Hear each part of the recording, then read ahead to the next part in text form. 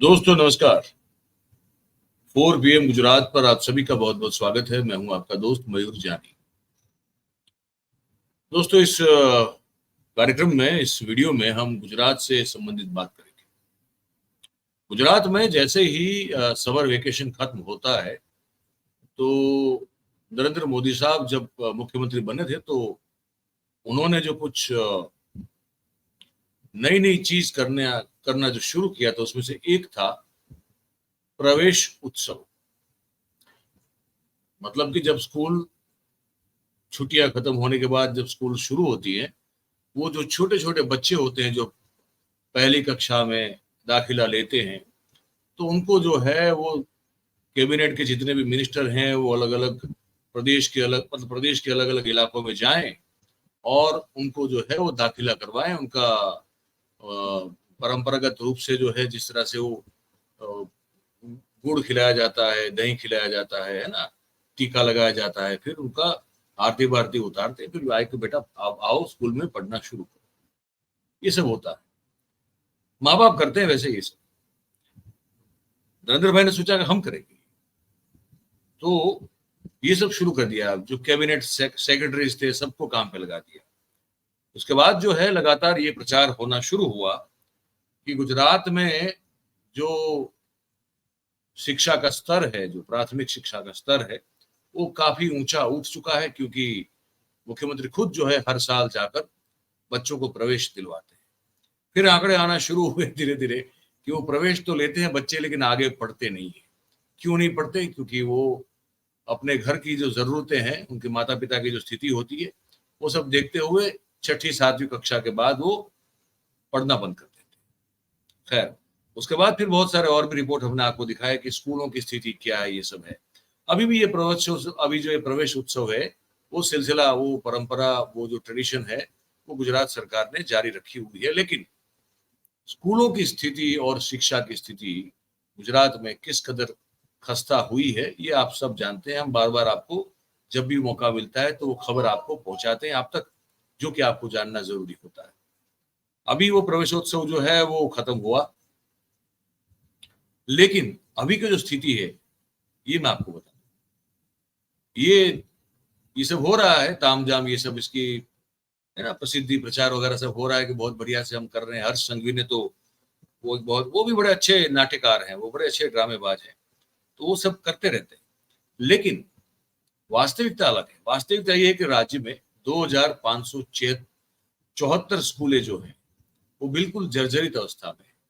सरकारी स्कूलों की संख्या कम हो रही है। सरकारी स्कूलों के रूम्स की संख्या, वर्ग खंड की संख्या कम हो रही है।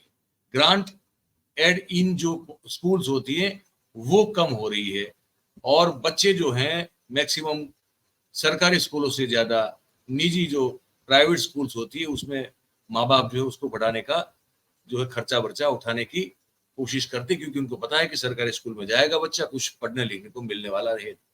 30,000 से ज्यादा, वैसे अगर नई शिक्षा पॉलिसी को देखें तो प्रति 20 स्टूडेंट्स एक टीचर होना चाहिए। तो वैसे तो 80,000 टीचर्स की जो है वो कमी है, लेकिन हमारी सरकार है कि इसको परमानेंट जॉब देनी नहीं है।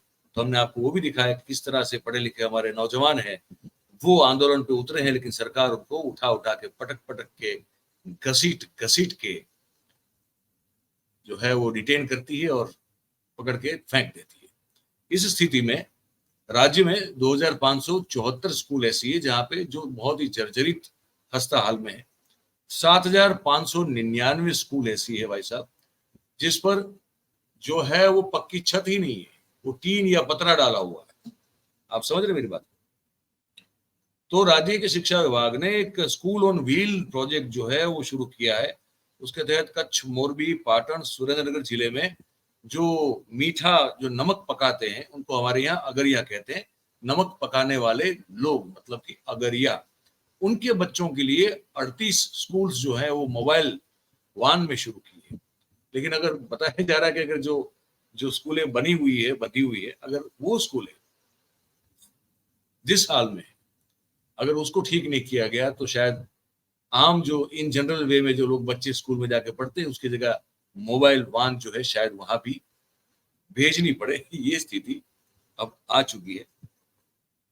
शिक्षा विभाग ने जो जानकारी दी उसके मुताबिक, मेरे पास वो आंकड़ा पड़ा हुआ है, राज्य की 44,000 के आसपास प्राथमिक प्राइमरी स्कूल्स हैं, उसमें 14,600 स्कूल्स जो हैं उसमें एक वर्गखंड जो है उससे ज्यादा की तादाद में विद्यार्थी जो है वो अभ्यास कर रहे हैं।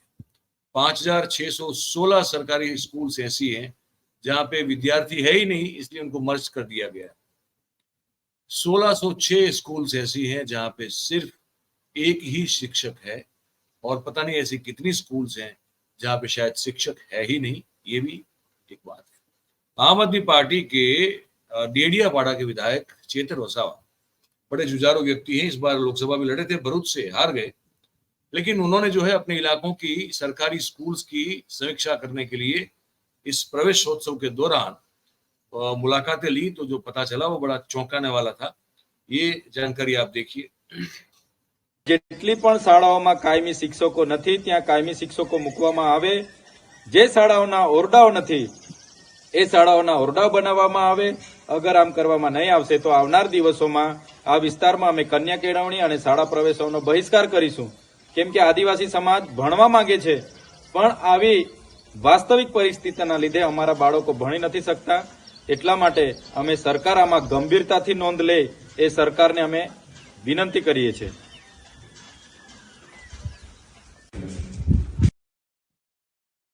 ये क्या कह रहे थे, मैं आपको इतना पहले बता दूं, उसके बाद आगे देखेंगे। ये कह रहे थे कि वो जो स्कूल पे खड़े हैं वो बच्चे जो हैं, वो बच्चे के पास सिर्फ एक ही शिक्षक है। अब अगर एक ही शिक्षक है और स्कूलों में बच्चों की संख्या या तादाद ज्यादा है, तो एक शिक्षक से कैसे काम चलेगा?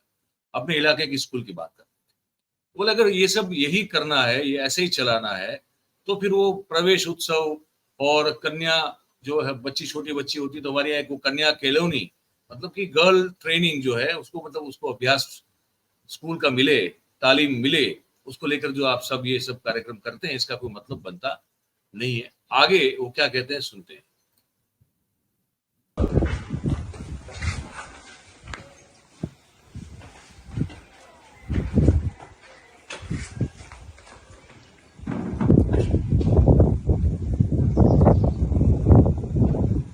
આજે 149 ડેડિયાપાડા વિધાનસભાના મારા મત વિસ્તારમાં હું શાળાની મુલાકાત માટે સવારથી નીકળેલો છું।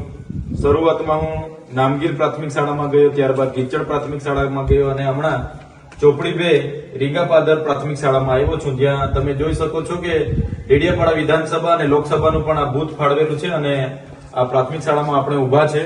અહીંયા આવીને મેં જોયું અને ગામવાળા મારા સાથી મિત્રો અને યુવાનોને પૂછ્યું ત્યારે અહીંયા શાળા છે 32 જેટલા ગયા વર્ષે વિદ્યાર્થીઓ પણ હતા। આ ગામમાં 300 થી વધારે વસ્તી પણ છે, પણ એક પણ માસ્તર આ શાળામાં નથી। શિક્ષક ન હોવાના કારણે આજે શાળા બંધ હતી। હમણાં જ ગામના વડીલને એસએમસીના સભ્યને બોલાવીને તાળું ખોલાવેલું છે। ત્યારે વાસ્તવિક પરિસ્થિતિ मैं रोक रहा हूं बीच में आपको ये बता रहा हूं कि ये कह रहे हैं कि उनके विधानसभा मत क्षेत्र में ये स्कूल है, रीगापादर नाम का गांव है। इस गांव में 300 से ज्यादा लोगों की बस्ती है, 32 से ज्यादा स्टूडेंट है, लेकिन स्कूल जो है उस पे ताला लगा हुआ है। तो ताला जो है ये खोल के ये विधायक जी अंदर जा रहे हैं और आगे बता रहे हैं, सुनिए। આ છે આગળના ગામડામાં મેં જોયું તો ત્યાં ઓરડા નથી, ગીચડમાં જર્જરિત હાલતમાં બાળકો ભણે છે। એવી રીતના ઘણી શાળાઓમાં આ પરિસ્થિતિ છે। ત્યારે આવનારી કન્યા કેળવણી મહોત્સવ હોય કે શાળા પ્રવેશ મહોત્સવ હોય, જ્યાં સુધી આવી શાળાઓમાં પૂરતા શિક્ષકો નહીં હશે, જર્જરિત શાળાઓના પૂરતા ઓરડા નહીં હશે, તો આ બંને કાર્યક્રમોને અમે બહિષ્કાર કરીશું અને અમને પહેલા શિક્ષકો અને પહેલા શાળાના ઓરડા મળે એ અમે સરકાર પર માગણી કરીશું।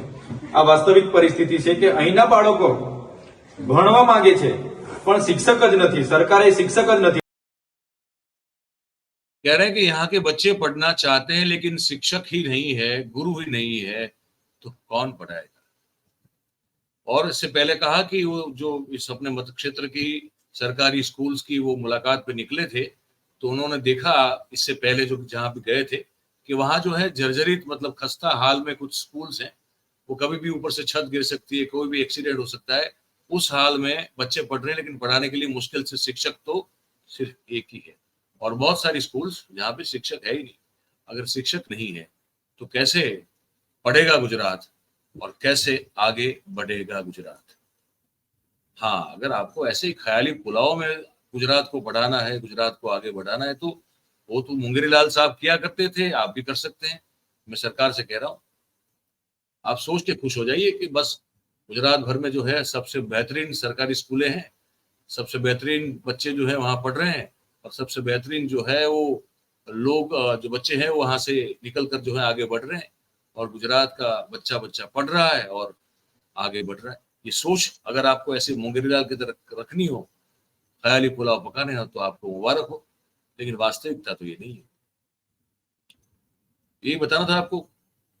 वैसे तो देश में, दिल्ली में तो हालत बहुत खराब है, उस पर शायद हम एक कार्यक्रम करेंगे। वो जो पानी पानी हो चुका है, पीने को पानी नहीं मिल रहा है, लेकिन रास्ते जो है वो पानी से भरे हुए हैं। ये है विकास, इसको कहते हैं असली विकास जो है ना भाई साहब, ये है। लुत्फ उठाइए विकास का, और जाइए तैरिए वहां दिल्ली में। फिर हमारे यहाँ सौराष्ट्र में भी वही हाल है, पानी इतना है भरा हुआ शहरों में, जहां जहां बारिश हुई सौराष्ट्र में, लोग जो है वो देख रहे हैं विकास को बिल्कुल। यही बताना था आपको इस कार्यक्रम में। आप जो भी आपने सोचा, आपकी राय बनी, वो लिख के हमको बताइएगा।